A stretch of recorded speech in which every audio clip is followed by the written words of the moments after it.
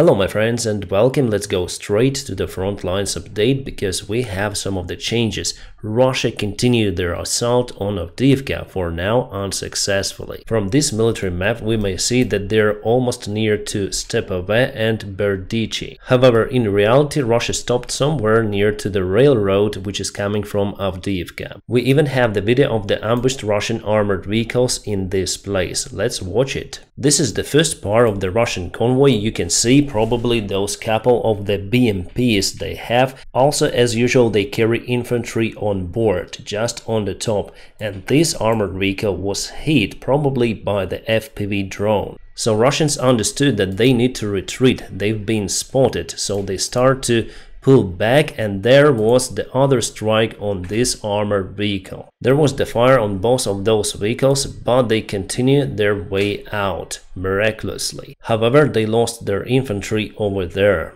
The deep state military resource confirmed that the Russian convoy was ambushed, not reaching Stepove, so not crossing this railroad. So all of this part is still under Ukrainian control. However, Russia has the other vector of their assault operation towards this hill, which is kind of important because it's the highest ground in this area. But you know what? This attack was also stopped by Ukrainian defenders. The deep state military map resource also located this convoy which was ambushed. The video quality is not that great compared to the previous video, but we may see many of the Russian tanks and some of them are on fire. This armored vehicle also got damages. Okay, so this is the more detailed image. We may see lots of the Russian tanks just standing over there without the crew. Nevertheless, Russia continued their attacks, but all of their forces were finally ambushed by Ukrainian artillery. Later on, they even sent the soldiers without any armored vehicles or tanks.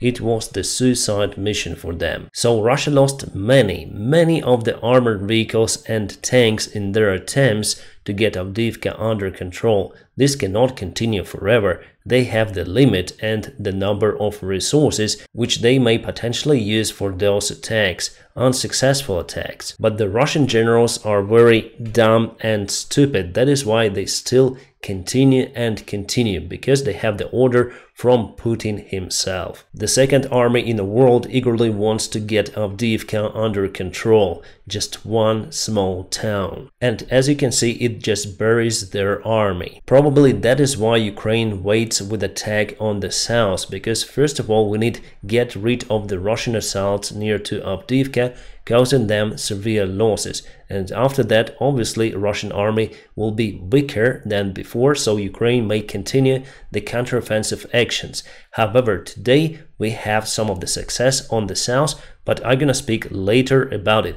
Firstly, we have the confirmation that Russia reached this very important hill. However, at the same hour they retreated back to their previous positions. Why it happened like that? Because Ukraine used artillery against the Russian forces on the top. Yes, Russia confirmed that they were on the top. That is what they write in their groups. Terikon, so the hill was taken. Our guys were on the very top of it. In this bright moment, only sky, God and Ukrainian drone was above our guys. Definitely they're joking about their own army, but the circumstances for the Russian failed attack are tremendous for them. If yesterday Russian volunteers just wrote about the need in plastic bags for the bodies, today they started to record the video asking for people to donate for the plastic bags, because Russia has severe losses in Avdiivka. Our soldiers also challenged the Russian army from their trenches.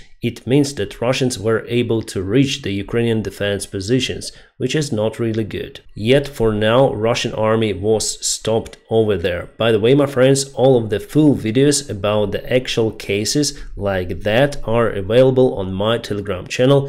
You may find it in the video description just below. I use it as my alternate resource because YouTube is not very consistent with everything. Remember yesterday I told you that Ukraine kaboomed the only available bridge, which is now eliminates the supply for the Russian group near to Avdiivka. So we have the additional information about the bridge. There was actually the Russian convoy with some of the armored vehicles and artillery systems. all of that was kaboomed and destroyed. We are speaking about the tank T-80 Msta-B artillery system, BTR-3, the armored vehicle Ahmad, and this artillery probably they still may use it. At first I thought that it was this bridge across the river, but I think it was this bridge across the railroad. So without the proper supplies, the Russian attack attempts will stop very soon, I think in a couple of days. Russia also tried to advance from the south today, however, without any kind of the result. On the north, they took some of the ground, but have severe losses. And their encircling operation of Avdiivka is not possible with the resources they currently send. What also might help Ukraine to withstand Avdiivka are those natural obstacles, the rivers and many of the settlements around Avdiivka, very nice to provide defense against the Russian aggression. Let's go to the south now. We have the information that Ukraine moves towards Kopany from Robotyne and from this place. According to this analytic who constantly monitors the situation in the social media with actual war footages, we understand that Ukraine gained more ground over here, and with the small steps going to Kopany village. As you can see, the gray area is quite wide over here, and soon Ukraine will finally reach this important village. When Ukraine has this village under control, it may continue assault to the south. If we leave the Kopany village behind, there's the risk for Russia to counterattack Ukrainian positions. So it is better to get rid of the Russian positions here than to leave the defense in the side and then continue the assault. Ukraine doesn't have the infinite resources to protect all of the front lines, they are too long. Also, we have the information that Ukraine is pushing from Robotyne. By the way, yesterday we got the similar update from the deep state military maps. Plus, Ukraine continued to assault directly to Novoprokopivka village. As you can see, Russia strikes back, but Ukraine pushes and pushes with new reinforcements. Near to the Bakhmut, Ukraine has the advantage over the regular Russian army.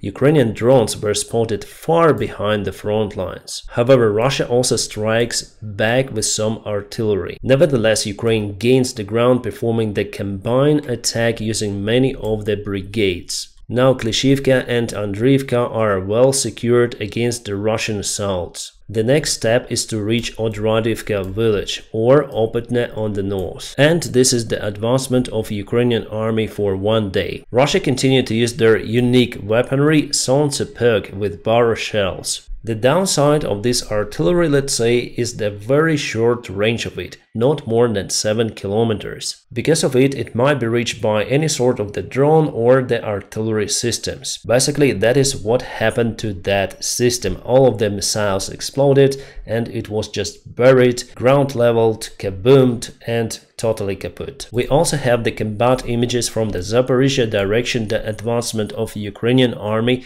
Our tanks were not ambushed. I will post those videos on my Telegram channel. Here we see the advancement of Ukrainian army towards Kopany. Also, Ukraine uses the drones equipped with the thermal camera, as you can see, very effectively. By the way, today Ukrainian Prime Minister says that 60% of all of the Mavics produced are going to Ukraine.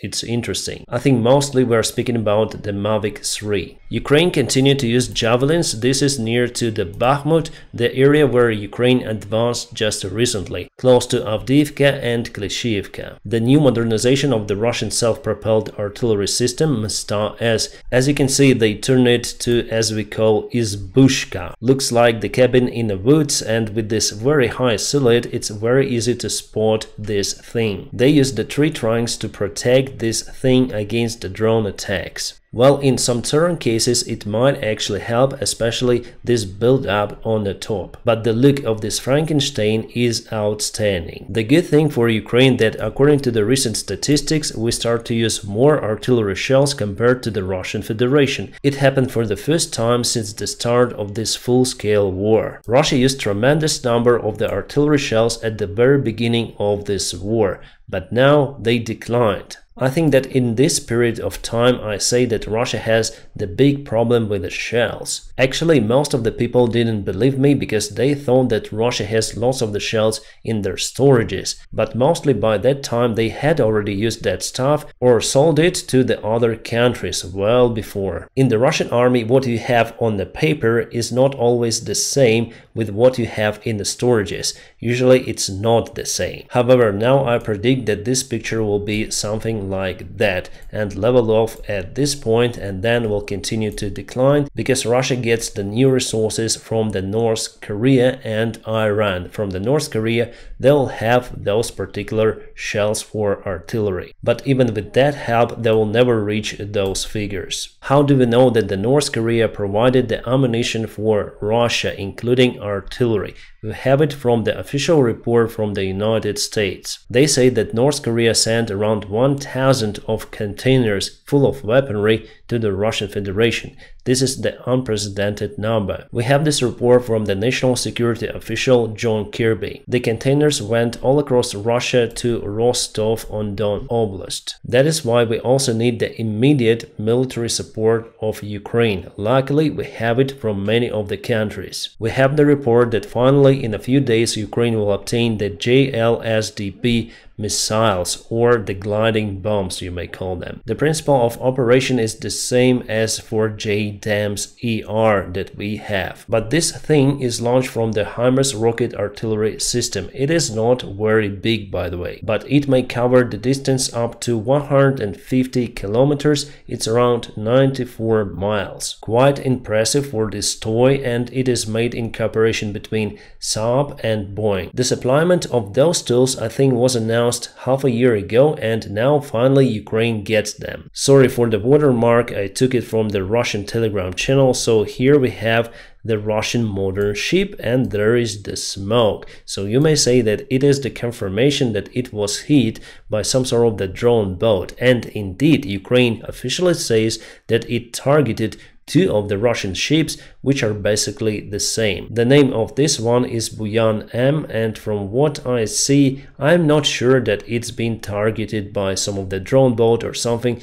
Maybe it is just the exhaust, because it comes from the aft part of the ship. Sometimes definitely the exhaust is very dark. That is why they even paint this part of the ship in the dark color, because the standard gray would be just very dirty from the aft part. And knowing the problems of the Soviet-made and Russian-made diesel engines, I may say that they're not very friendly to the environment. That is why it is the usual thing for them. So I'm not sure about this particular ship. For me, it looks like the exhaust. I don't see any fire on the deck. Plus, I don't see any fire brigades or towing ships around. For now, I do not believe that this ship was really targeted, so I need to see the actual pictures from the close perspective of this particular ship. The Ukrainian pilots will also start their training in the United States of America, the state of Arizona. It will happen the next week. They already passed the theoretical training, so it's time for practice on real airplanes. I love F-16s. According to the information which comes from the underground resistance of Crimea, Russia continued to send more and more supplies across Crimea to Jankoy and to the southern part of Ukraine. Probably they afraid that finally Ukraine may strike with a massive counterattack. I think that Ukraine might do it after the failure of the Russian attack near to Avdiivka. We even have some of the pictures of the Russian armored vehicles which are sent across Crimea. So they repaired the Kerch Bridge and continue to send reinforcements. Our guys on the front lines were successful today, eliminating the Russian attack airplane Sukhoi Su-25.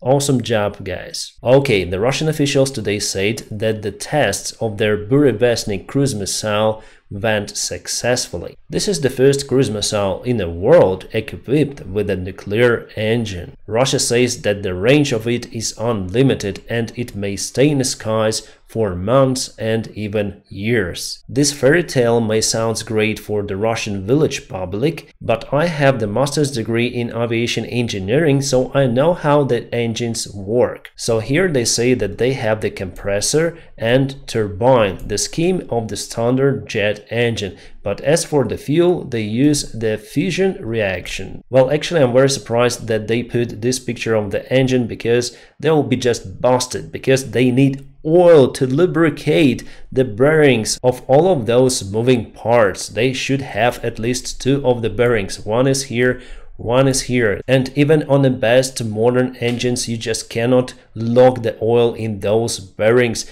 You need to add it more and more, and there is the oil consumption. You really have the oil consumption, not just the fuel. So they solved, let's say, the situation with the fuel. They have the reaction for several years, let's say, but they need lots and lots of oil. For Boeing 737, which I've flown before, you should re-oil the engine at least once in 4 days. And this is the single stage engine, just one compressor, one turbine. For sure it will consume more oil, especially if it is made in Russia. So we are not speaking about months or years. It will fly maybe for 1 day maximum, not more. But still, we don't have any kind of the evidence that this thing flies. Putin has the strange admiring of some fantastic weaponry. 5 years ago he presented the Sarmat ballistic rocket, which is also not shown to the public. There is just the cartoon, so the rocket may fly everywhere. Basically it may cover any sort of the distance. It has many of the warheads. They disassemble and somehow go to Florida, because definitely this is the state of Florida, the part of the United States. And now he speaks about the mythological Burevestnik, the cruise missile that no one's seen, but the tests went successful. Guys, about the Middle East situation update, there are some news, but I will not update you in this video. As for my previous video dedicated just for that, I just got 40% of the views compared to the normal videos. So I'm gonna keep you updated on that situation, but mostly in my Telegram channel. And now, my friends, don't forget to press the like to this video, and also if you want to support my channel, there will be some of the links just in the video description below. Special thanks for my Patreon supporters and the sponsors of my YouTube channel. Guys, you are awesome. My friends, I wish you all a peaceful sky wherever you are, and have a great time.